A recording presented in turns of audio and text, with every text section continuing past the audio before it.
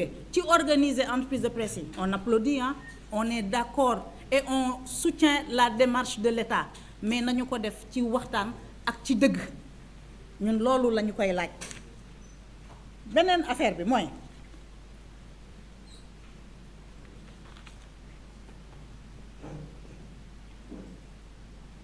beneen affaire bi mooy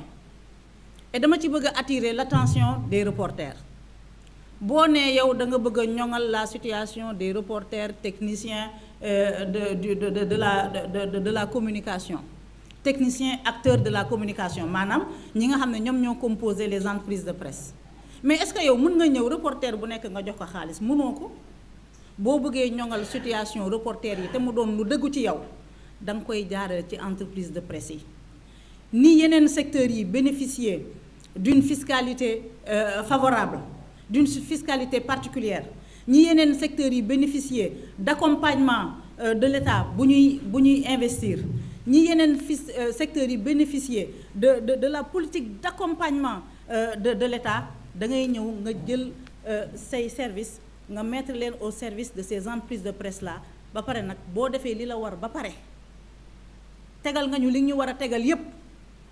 nga ne ñu nag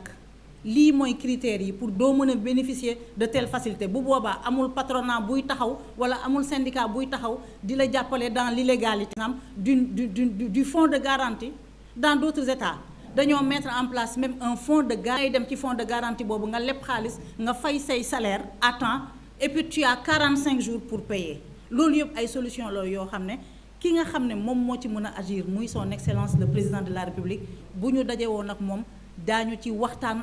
ak moom ministre de la communication nag mooy suñu tutelle am nañu beaucoup de respect pour lui mais manipulation yii muy def bu ko continuer def ñun dinañu dem ba opérer un droit de retrait en ce qui le concerne parce que mënuñu am un interlocuteur boo xam ne ñun dañu koy jox cëram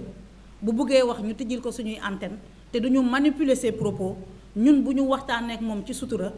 moom mu génn di ñu diaboliser jël suñu ay données personnelles di ko publier on n'a jamais dit dañ ne transparence on est d'accord ñun mënuñu nekk des journalistes diffuser un peu partout après ñu ne fonds d'appui bi li ñu leen ci jox bu leen ko publier non il n'est pas question de ça nous on a toujours dit publier leen man taxaw naa ci plateau yu bari ma ne man lii lañ ma jox ñun nëbbatuwuñu mais données personnelles entreprise amoo droit di ko génne il a publié des documents avec nos comptes bancaires même concernant la fiscalité le secret fiscal dafa amuloo droit ñëw di weer ay entreprise bokkul ak le devoir l'exigence de transparence beneen bi mooy tey service état boo dem di waxtaan ak ñoom xam nga lu ñuy def da ngay bind lettre ñoom dañ lay adresser lettre yow nga tontu ci lettre bi yow publier woo lettre bi ñoom ñu jël lettre bi dugal ko ci réseaux sociaux yi ne dañ lay vilipender ce n'est pas digne état élégance la république ay us et coutume la yoo xam ne ñi ko yor dañ ci war a tënku wala boog ñi nga xam ne ñoom ñooy def loolu xamuñu li nga xam ne moom mooy seen cër seeni kilifa war nañu waxtaan ak ñoom dañu bëgg a présenter comme des bandits comme des hors-la-loi ce que nous ne sommes pas nous sommes des citoyens dignes qui aimons notre pays kenn ku nekk ci ñun mënoon nga dem tëji sa agence de communication di grappiller des millions jël ko dugal ko ci sa bopp kenn ku nekk ci ñun dafa am passion bu nekk ci suñu dënn passion boobu moo tax ñu tijji entreprise de presse di partager cette passion là avec d'autres avec ñu mel ni yéen ku sañoon sa entreprise du mës a sukk ku sañoon sa entreprise moom mooy doon bi gën a florissante dafa jot état du Sénégal taxawu les entreprises de presse au Sénégal en Afrique aujourd'hui en Afrique dans la sous-région amuñu un média sénégalais fort dans d'autres pays dañuy état dafa jël taxawal ay consortium ay médias yoo xam ne dañoo fort président de la République ak gouvernement am quel que soit ñoom taxawaay bu ñuy am ci ñun lii suñu rôle mooy informer sensibiliser éduquer saay bu ñu yeewoo jox sénégalais yi leur dose d'information dinañu ko def ñun tam dañuy sàkku ak ci ñoom ñu tijjil ñu seeni bunt ak ku mu mënta doon ñun l'essentiel c'est que nañu am interlocuteur boo xam ne mën na régler suñu problème on ne fait pas une fixation sur le président bien que mooy suñu kilifa dañ ko bëgg a rencontrer il y a une vision qu'il faut mettre en œuvre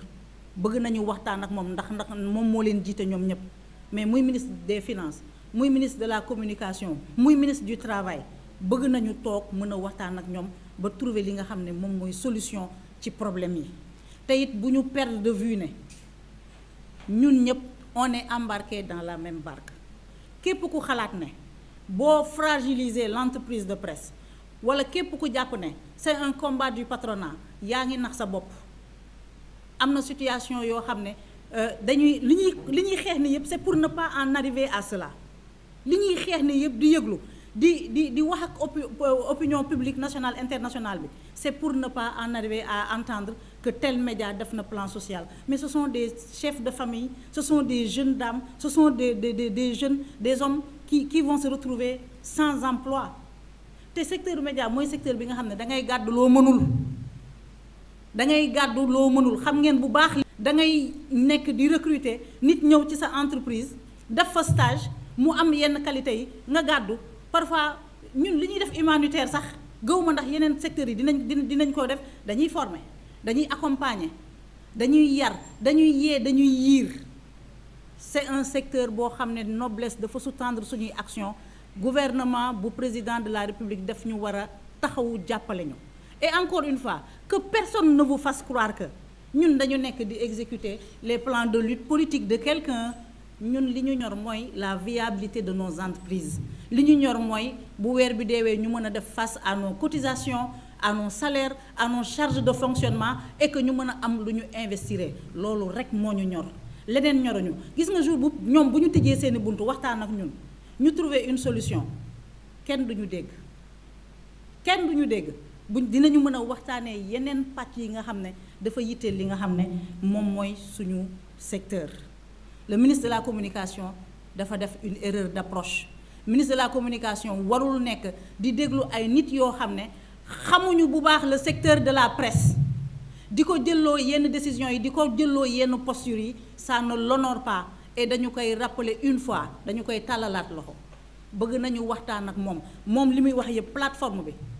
ba mu koy publier waxtaanul ak ñun bu waxtaanoon ak ñun dina respecter les dispositions du code de la presse parce que bari na ay termes yoo xam ne moom la ñuy utiliser ce sont des termes obsolètes on ne parle plus d'organes de presse on parle d'entreprise de presse ba muy xëy di publier une plateforme des médias mënoon na ci waxtaan ak ñun concernant les enregistrements des entreprises de presse en 2022 il y a eu d'âpres négociations entre le CNRA, le ministère et les entreprises de presse pour nous signer des conventions et des cahiers de charges. Toutes les entreprises de presse qui ont sacrifié à ce rituel-là sont déjà enregistrées. Qu'est-ce que tout cela cache? Lan la ñuy wutaat di ñu naan comme si pour des entreprises qui existent depuis 20 ans ñëw leen ngeen def seen déclaration d'existence. Qu'est-ce que tout cela cache? Est-ce que dañoo bëgg a def une OPA sur le secteur de la presse?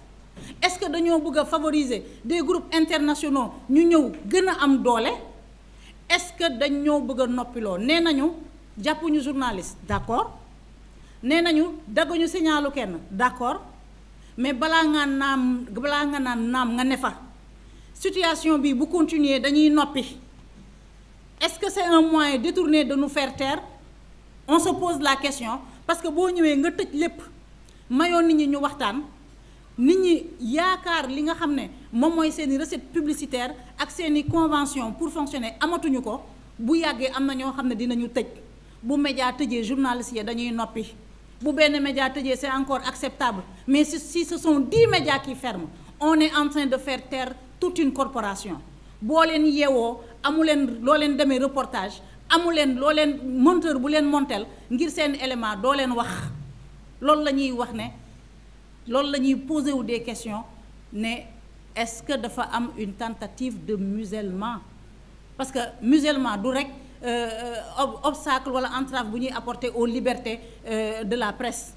musellement tamit tëj gémmiñu nit boo ko joxatul lekk xiifal nit tëj gémmiñam la te loolu la ñu nekk di ñu def ñu leen di jaajëfal di leen remercier.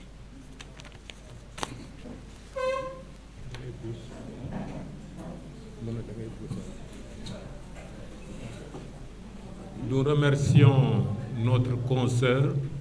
Maïmouna Ndour Faye pour sa version en wolof, très développée, très commentée. Nous allons vous demander si vous avez des questions auxquelles on puisse répondre, parce qu'il y a, dans la version en français,